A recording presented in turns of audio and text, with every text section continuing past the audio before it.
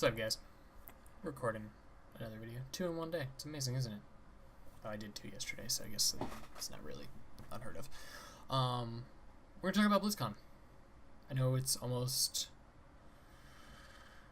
Actually, it's a week since... What's today? Today's Monday. So it's more than a week since BlizzCon happened. BlizzCon happened last Friday and Saturday.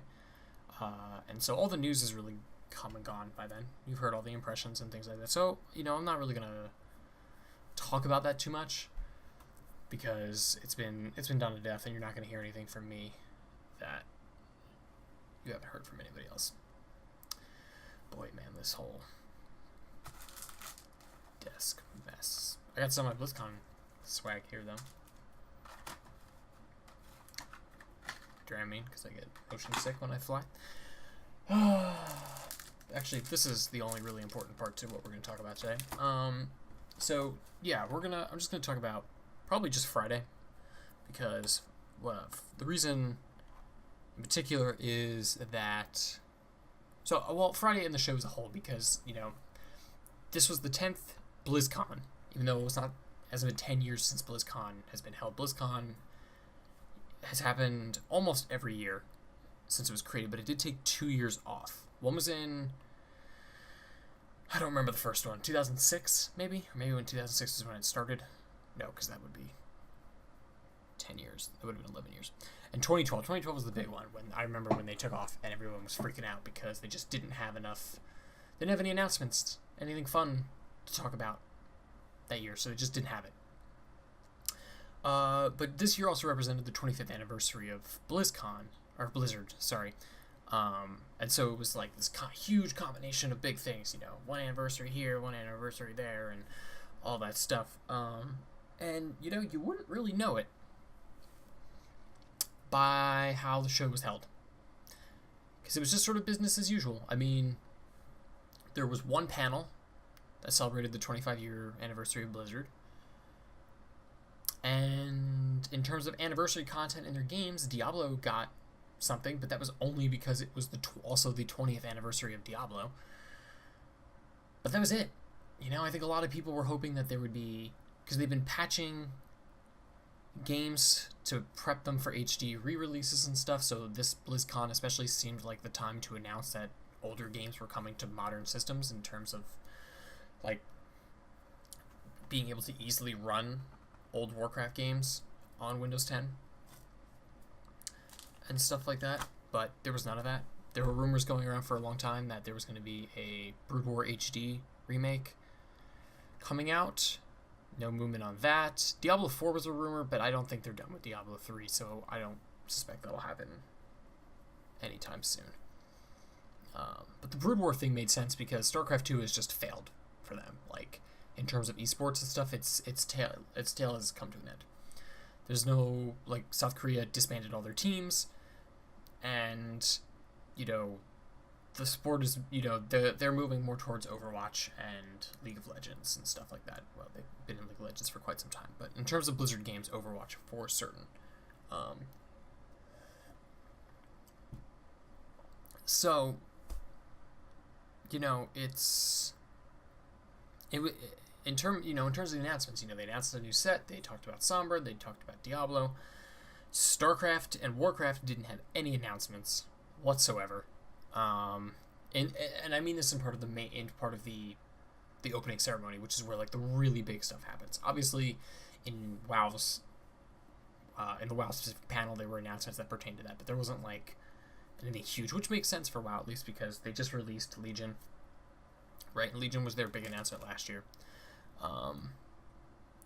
But anyways, in terms of it celebrating, the 25th anniversary of Blizzard and the 10th anniversary of BlizzCon, like, you would have no idea that this was a momentous occasion for the company or the show by anything that was going on there. So that was a little disappointing. But Friday specifically was interesting because my friend and I actually dressed up. She dressed up last year, and I chickened out last year. This year I wasn't going to chicken out, so dressed up as I pulled together, like, a little Tracer costume and stuff, kind of last minute because my original idea did not come through. And it was like a casual Tracer thing, like a very jacket and... Sorry, there's shit on my keyboard. Just simple, you know. The most important piece was the hair, right, with all the spikes and stuff. A lot of people got a kick out of it, so that was fun. But like, if you dress up, it's an all-day affair. Like, if you want to really get involved with the cosplay stuff, because not only do you have to, like, you have to, especially if you're going to walk, which we did, you know, as a part of the, well, we did the costume contest and the talent show. And those may not seem like two different things, but they are two different things. Specifically, the costume contest and stuff requires you, and the walk, I guess, both of them require you to show up on Friday at 9 o'clock to get online to check in, because around 1 o'clock they start judging. So we had to get there at like 8:30 and stuff. She had to assemble her costume because it had a lot of moving pieces and stuff, things that aren't like comfortable to drive in.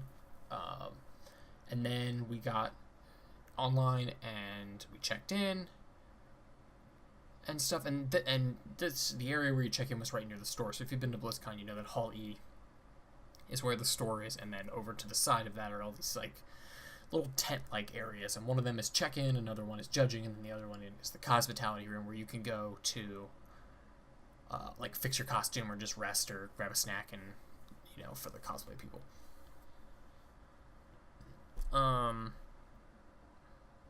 Yeah, so check-in happens at 9, and we checked in about 9:30 because there were a bunch of people online before us, and then at 1 o'clock was judging because we were early, so we got the first slot. So then we checked in, we went to the opening ceremony, and then we immediately got back online for judging. And judging is interesting because they don't give you any feedback or anything on the costume. They just sort of look at it. They give you a bunch of they ask you a bunch of questions, and they take notes, and then you move on. So, I didn't expect to win. My costume was super simple, but it was more just to see what the experience of judging was like. And if you do enter the contest, they give you this, I'm gonna hold this up to the camera here, this little like BlizzCon, it says 2016 BlizzCon contestant on it. It's like a neat little badge pin thing that signifies that you participated in the contest. But after judging, you get taken into this other area right beside the judging area where they like take pictures of your costume and stuff. And my hope is that those will show up online because they were professionally taken, and those would be cool to have. And then immediately from judging, we spent more time fixing costume stuff, and then we immediately went over to the fountain area. You know, the Anaheim Convention Center has a large fountain near the main doors. And that's where they do the community photo shoot. And the community photo shoot is where basically all of the cosplayers get together, like hundreds of people get together near this fountain to have their pictures taken by a lot of like people who photograph for costumes. Blizzard does some stuff there as well to photograph people. Some people take video. A lot of it is used in like intro stuff, you know, like celebrating BlizzCon and all that stuff.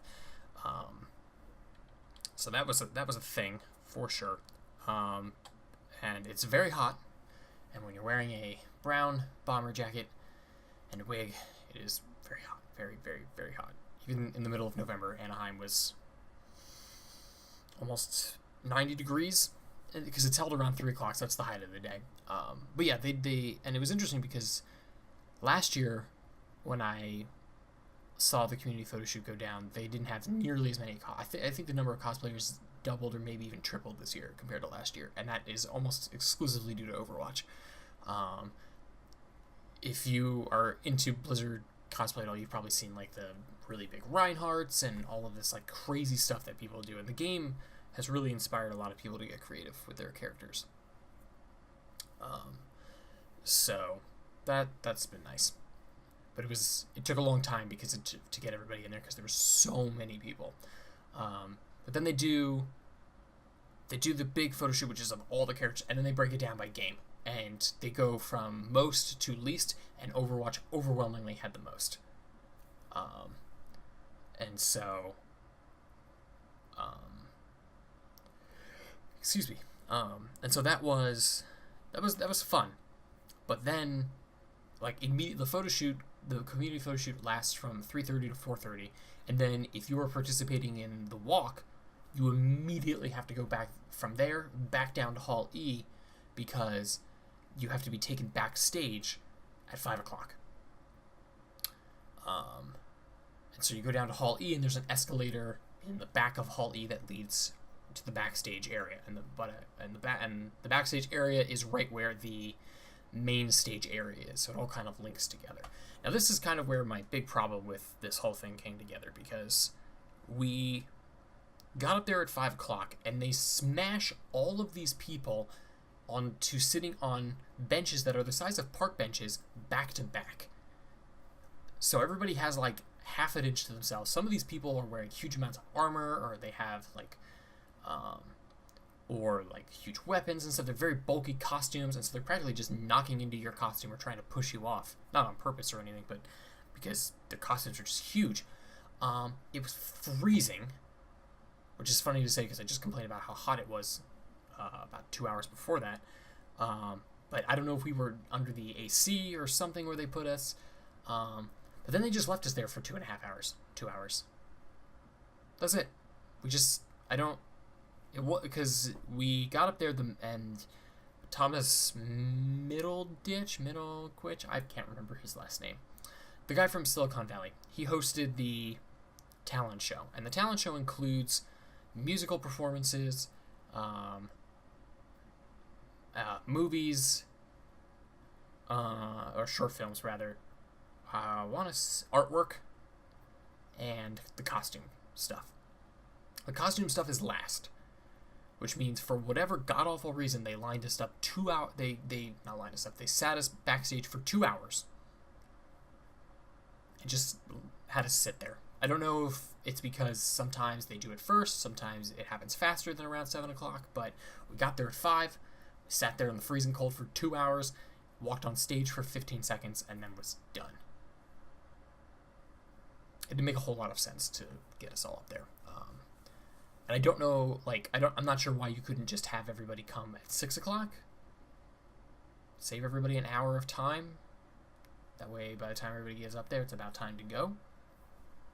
It only took about 20 minutes to get everybody, all the people who were going to walk, back up there.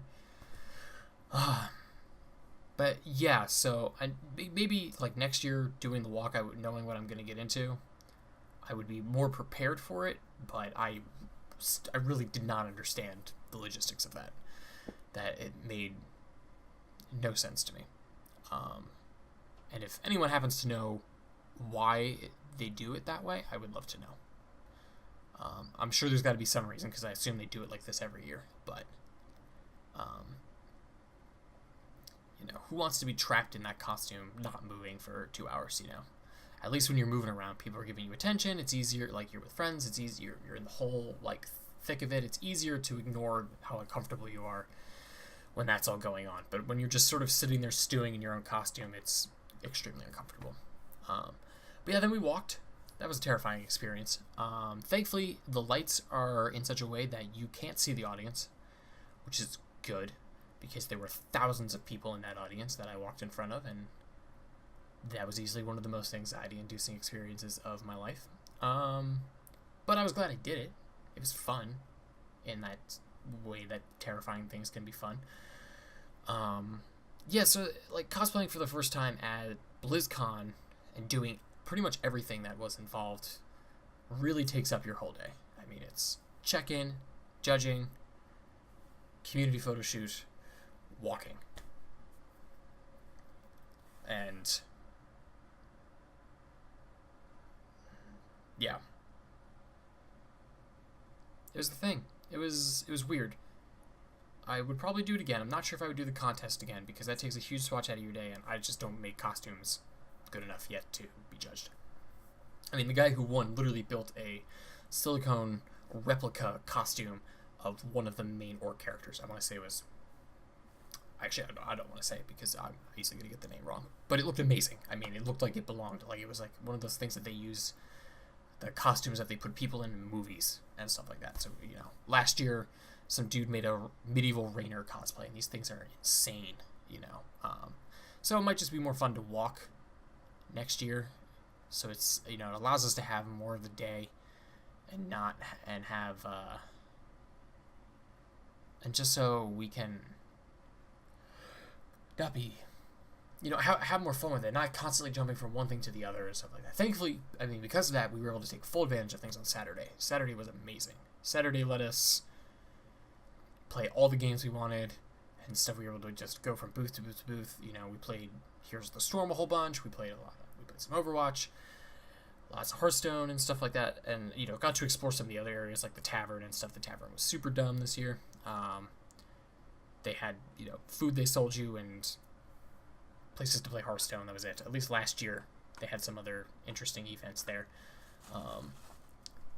and they didn't have. I guess the one thing that really disappointed me was last year they had a bunch of voice acting panels. This year they only had 4, and one was like all the Overwatch people, one was all the StarCraft people, and that was it. And they were moved up to the 3rd floor where it's very crowded because that's where they have all like the pin trading stuff, and I know they moved all this stuff up there because the Overwatch World Cup was going on this year, and that wasn't happening last year because Overwatch wasn't out, and so they cleared out a bunch of space for the arena, but it really sort of sidelined all that stuff, which is really unfortunate because that stuff was a lot of fun last year.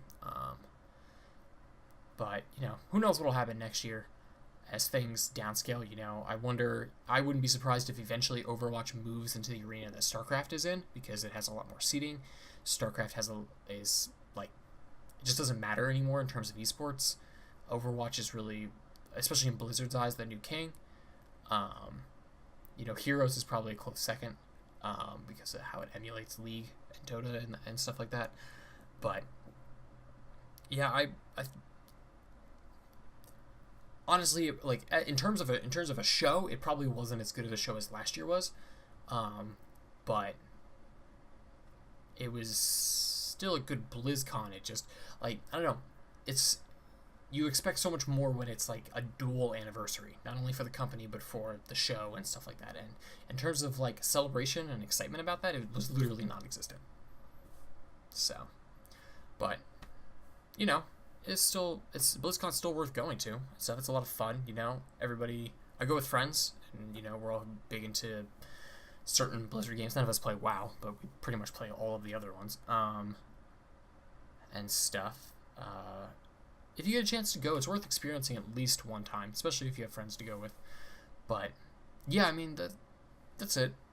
That was pretty much BlizzCon 2016 in a nutshell. Lots of jumping from cosplay event to cosplay event to cosplay event on Friday, and Saturday was basically, hey, run around a whole lot playing video games, which I was totally okay with.